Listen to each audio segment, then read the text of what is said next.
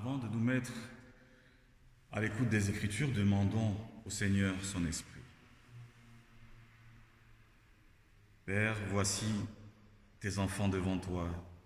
Tu es bon, nous le savons, mais la vie est souvent lourde et le bonheur si léger, si frêle. Dieu notre Père, tu nous donnes ta parole et ton pain, ta bénédiction et ta joie. Accorde-nous de les recevoir si pleinement qu'elles nous comblent enfin, que dans toutes les joies de la vie, tu sois notre joie la plus haute, que dans nos peines et nos travaux, tu sois notre secours le plus sûr. Nous t'en prions, ô Dieu, donne-nous un cœur sincère. Pour cela, accorde-nous d'écouter et de recevoir ta parole, afin que tous, ensemble, nous soyons ton peuple. Amen.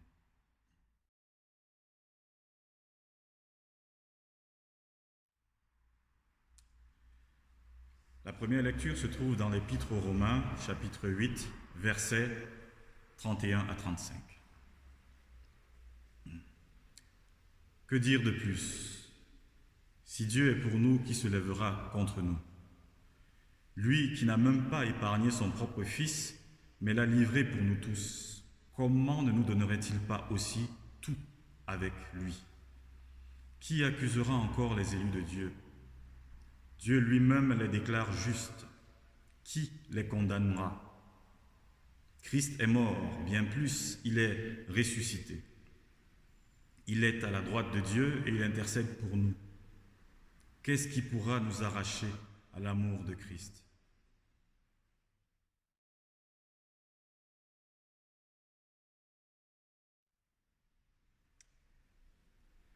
Le texte du jour, lui, est dans l'évangile de Marc, au chapitre 9, versets 2 à 10. Il nous parle de l'expérience extraordinaire que les disciples de Jésus ont vécue sur la montagne. Voici ce qu'il nous dit. 6 jours plus tard, Jésus prit avec lui Pierre, Jacques et Jean et les emmena sur une haute montagne à l'écart, eux seuls. Là, il fut transfiguré devant eux. Ses vêtements devinrent éblouissants et si parfaitement blancs que personne sur la terre ne peut produire une telle blancheur. Alors Élie leur apparut avec Moïse. Ils parlaient tous deux avec Jésus. Pierre s'adressa à Jésus et lui dit : « Maître, il est bon que nous soyons ici. Nous allons dresser 3 tentes, une pour toi, une pour Moïse et une pour Élie. » En fait, ils ne savaient pas ce qu'ils disaient car ils étaient tous les 3 remplis de peur. Une nuée se forma alors et les enveloppa. Une voix en sortit.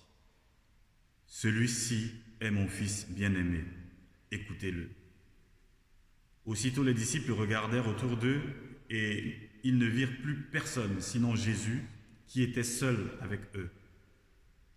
Pendant qu'ils descendaient de la montagne, il leur ordonna de ne raconter à personne ce qu'ils venaient de voir, jusqu'à ce que le Fils de l'homme ressuscite. Ils obéirent à cet ordre, mais discutaient entre eux sur ce que ressusciter voulait dire. Le récit de la transfiguration est fascinant. Vous ne trouvez pas? Ce changement d'aspect de Jésus, la blancheur soudaine de ses vêtements, ce nuage qui le recouvre, cette présence d'Élie et de Moïse et cette parole divine qui transperce la nuit, comme si tous ces phénomènes aussi bizarres et aussi inhabituels ne suffisaient pas à nous faire comprendre que Dieu est descendu sur terre. C'est fascinant, mais aussi difficile à comprendre. J'y ai pour ma part toujours vu une foule de questions et de contradictions, de paradoxes que j'essaie encore de comprendre. Oui, mais est-ce que vous savez ce qu'est un paradoxe? Fondamentalement, paradoxe signifie contre l'opinion commune. Para, en grec, signifie contre, doxa, l'opinion commune. Et pourtant, la part de vérité des paradoxes est suffisante pour que l'on ne puisse pas facilement les délaisser. Je vais vous en donner un exemple. Épiménide est un Crétois du VIe siècle avant Jésus-Christ. Un jour, il a dit « Tous les Crétois sont des menteurs ». A-t-il dit la vérité? Si oui, alors les Crétois sont des menteurs. Mais comme Épidémide est un Crétois, il a menti. A-t-il menti? Si oui, les Crétois ne sont pas les menteurs et Épiménide a dit la vérité. Mais alors, comment peut-il à la fois mentir et dire la vérité? Vous voyez que le paradoxe peut susciter la curiosité. Et avec ce texte de la transfiguration, on est un peu dans la même logique. Jésus transfiguré, donc rayonnant, éblouissant, glorieux, demande à ses disciples de se taire, de ne rien dire de ce qu'ils ont vu. Jésus manifeste sa gloire à grand renfort d'effets spéciaux, dirait-on aujourd'hui. Il dit quelque chose qui se voit, qui se reconnaît, et pourtant ce même Jésus se voile. Il cache son être véritable sous des nuées épaisses. C'est paradoxal. Nous faire voir l'extraordinaire et nous dire de nous taire. Certains diraient aujourd'hui, ce n'est pas possible, ce n'est pas humain. Si cette scène avait eu lieu aujourd'hui, les images seraient en direct sur le net et tourneraient en boucle. Alors, quel est l'intérêt d'un tel événement si cette manifestation doit rester secrète? Pourquoi Jésus a-t-il eu besoin de choisir 3 disciples au lieu des 12 pour vivre ce temps de gloire, s'il faut que ces mêmes disciples restent silencieux vis-à-vis de ce qu'ils ont vu? Aujourd'hui, vous et moi, nous connaissons la nature du Christ. Nous savons dès le premier chapitre de Marc que Jésus est Fils de Dieu, choisi par lui. Cela a été manifesté lors de son baptême. Il y a eu une nuée semblable à celle décrite sur la montagne avec une phrase qui tombe du ciel. « Tu es mon Fils bien-aimé, il m'a plu de te choisir. » Mais alors, et les disciples, les apôtres, ces élus choisis pour assister à la vision du Christ en lumière, leur vie à la suite de cet homme qui a été faite de haut et de bas arrivait à un tournant. Un jour, Jésus leur avait demandé « Vous, qui dites-vous que je suis ?» Et l'apôtre Pierre avait répondu « Tu es le Christ ». On le retrouve dans Marc 9, verset 29. Et ce jour-là, après la réponse de Pierre, les disciples ont dû se sentir pousser des ailes. Oui, cet homme qu'ils suivaient était bien le Messie. Il était celui que tout Israël attendait, celui que tout Israël espérait depuis si longtemps. Et eux, ils étaient là avec lui.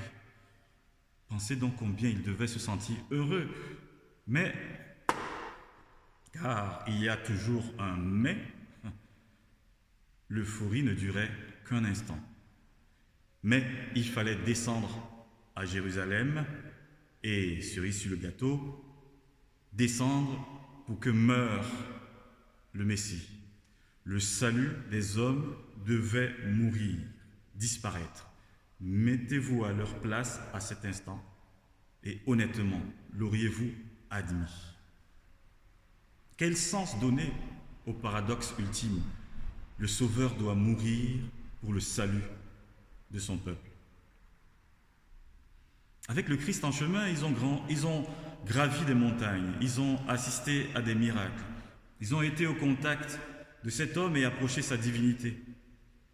Mais la perspective de savoir qu'il va quand même mourir, lui qui a relevé des morts, est un coup porté à leur foi. Ils ne comprennent pas. Alors, ce jour-là, Jésus a pris à part Pierre, Jacques et Jean et les a conduits au sommet d'une haute montagne. Bien sûr, Jésus a l'habitude de ces moments loin des foules, de ces moments où il peut prier dans la solitude, dans le calme. Mais ce jour-là, il se passe quelque chose d'insolite, et d'inexplicable. Il est transfiguré, transformé, métamorphosé. Ses vêtements deviennent resplendissants. Et les disciples éblouis ne savent que dire, que penser. Parce que non seulement Jésus est transfiguré, mais voici qu'apparaissent Élie et Moïse. L'Ancien et le Nouveau Testament se rejoignent sur la montagne. Alors sans doute les disciples ne sont-ils pas loin de penser que le royaume de Dieu vient d'arriver d'un coup, d'un seul. Ah oui. Oubliez Jérusalem, oubliez la croix et la mort, oubliez la passion et la souffrance à venir. Oui, Pierre a bien raison, il est bon qu'il soit là, sur la montagne.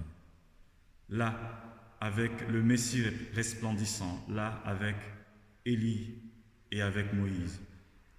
Il est bon que nous-mêmes soyons tous là, sur cette montagne de la transfiguration. Et Pierre a envie que ce moment se prolonge indéfiniment.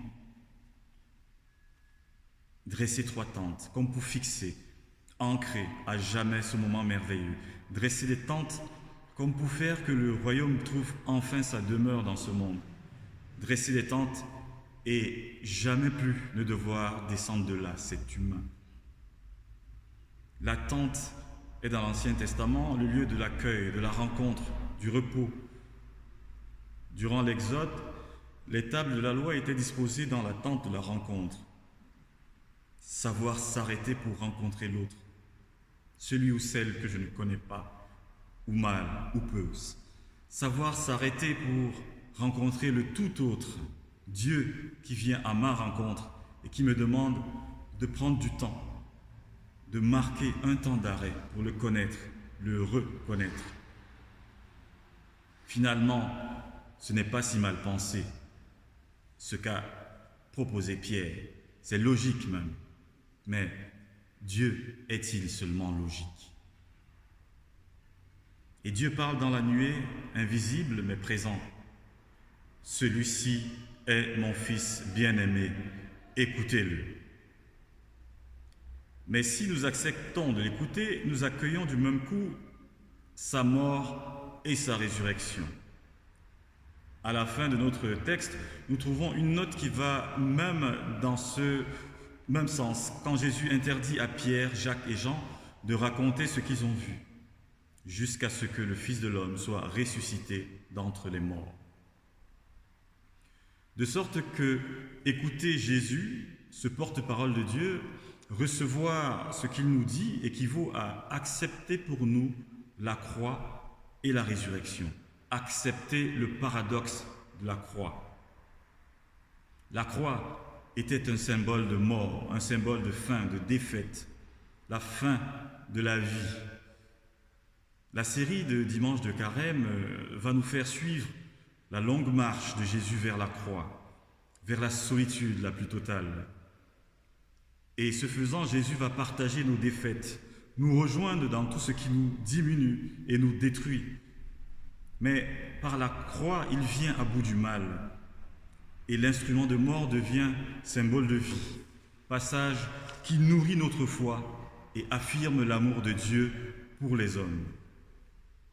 Parce qu'il nous aime, ce Dieu, nous pouvons dire avec Paul, en tout cela, nous sommes plus que vainqueurs. Finalement, la croix, en fait, est une victoire.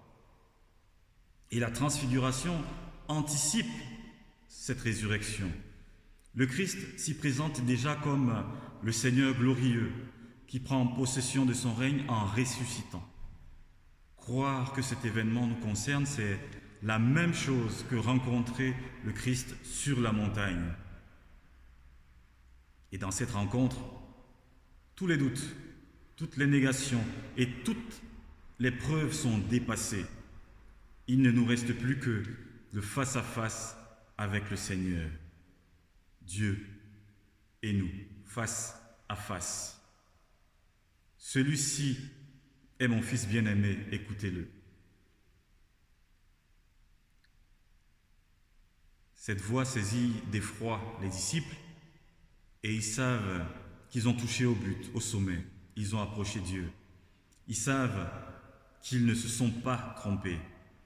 Et ils regardent encore pour se convaincre qu'ils ne rêvent pas. Et puis soudain, plus rien.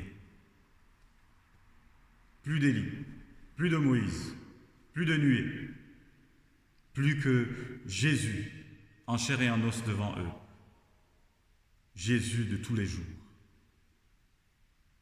Pierre et les autres disciples auraient pourtant aimé que l'histoire se termine sur cette montagne de la transfiguration, entourée et abritée par la nuée. Au cœur de cette exaltation, de ces hauteurs, mais maintenant il leur faut descendre. Il faut reprendre la route de Jérusalem, en espérant que Jésus se trompe sur l'issue du voyage.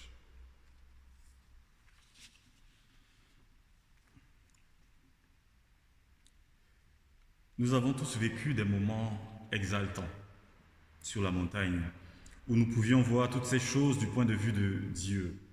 Nous aurions voulu que ces instants durent toujours, mais Dieu ne le permet pas.